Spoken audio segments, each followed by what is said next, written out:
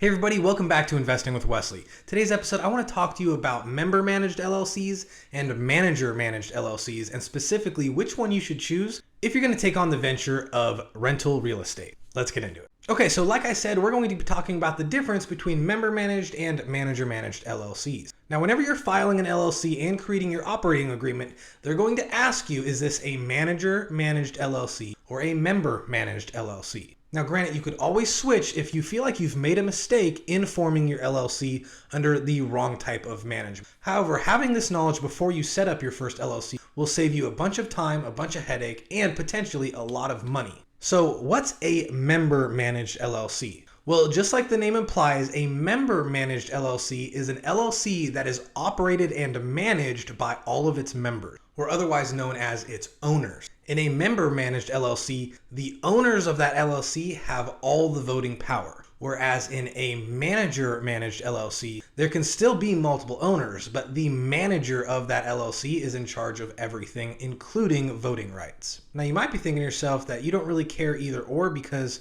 the owners of this LLC is just going to be you or you and your spouse, so it really doesn't matter. And I'll tell you that it actually still does. Financing, taxes, and even bringing partners along for later deals all can be affected depending on what management structure you have for your LLC. As an example, a member-managed LLC with you being a member may seem like a no-brainer. However, but if you grow large enough to where you need to take on investment partners, you could lose vital voting power because in a member-managed LLC, there is two ways to set up voting rights, either equally weighted or weighted based on your contribution. Now, I get that that doesn't sound all that fun, so you're probably going to end up going with the manager-managed LLC. And I gotta say that that's not all as cracked up to be as well. Sure, with a manager-managed LLC, you could still be the owner and appoint yourself as the manager so you maintain all the voting rights. However, you could have trouble with financing and with getting partners in the future because of those voting rights that those partners won't get. And as for the financing half, getting loans for your real estate could prove an issue with a manager-managed LLC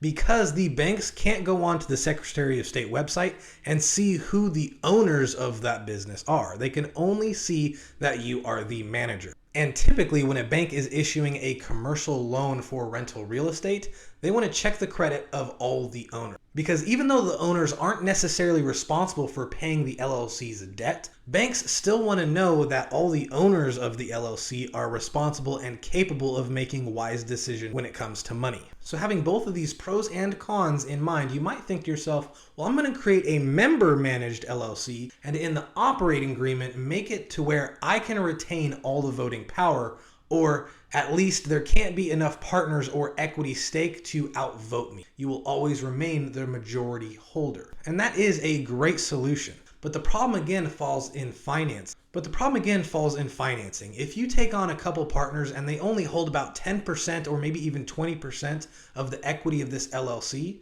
then when it comes to financing, I'm not going to want the bank to run their credit either. They are just the finances behind this deal. And likewise, if I was a partner that only had 10 or 20% equity in this LLC, I don't want a bank coming to me asking to run my credit. So now that you are thoroughly confused, what's the solution? Well, in my opinion, the solution would be a double structure LLC. A double structure LLC would look something like this. You have a piece of real estate in whatever state you're investing in, and in that state you set up your initial LLC that's going to be holding the property address. Subsequently, you also create an LLC in Wyoming or Delaware or even Nevada, somewhere that has really good anonymity and charging order protection. The first LLC, located with the actual real estate in it, is going to be a member-managed LLC. And with this LLC is the one you take on all your partners with to finance the deal. The shadow LLC going on in the background is going to be a manager-managed LLC that you are the sole owner and manager of. Now that shadow LLC is going to be one of the members of the member LLC holding the piece of real estate. With these two LLCs structured in this way, you'll be able to maintain control,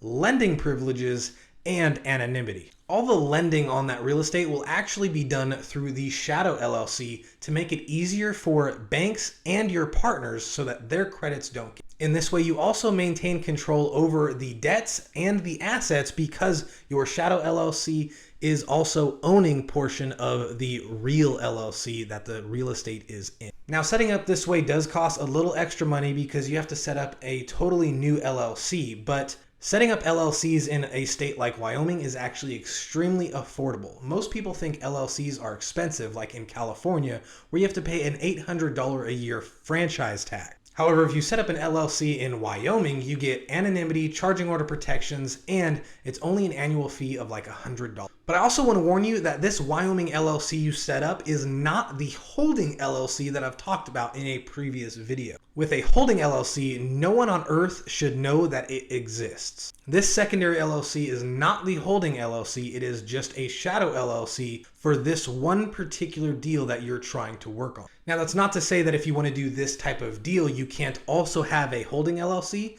but that again is a topic for a later video. I hope you got value in this video. If you did, please remember to like and subscribe as it really helps this channel get out there and grow. If you ever had a question, comment, or want something addressed, or even wanted to recommend a topic for a later video, feel free to message me on either my dedicated Facebook or Instagram account, as the YouTube comment section can get a little confusing and sometimes are full of scams. Either way though, the choice is yours, and I'll see you in the next episode.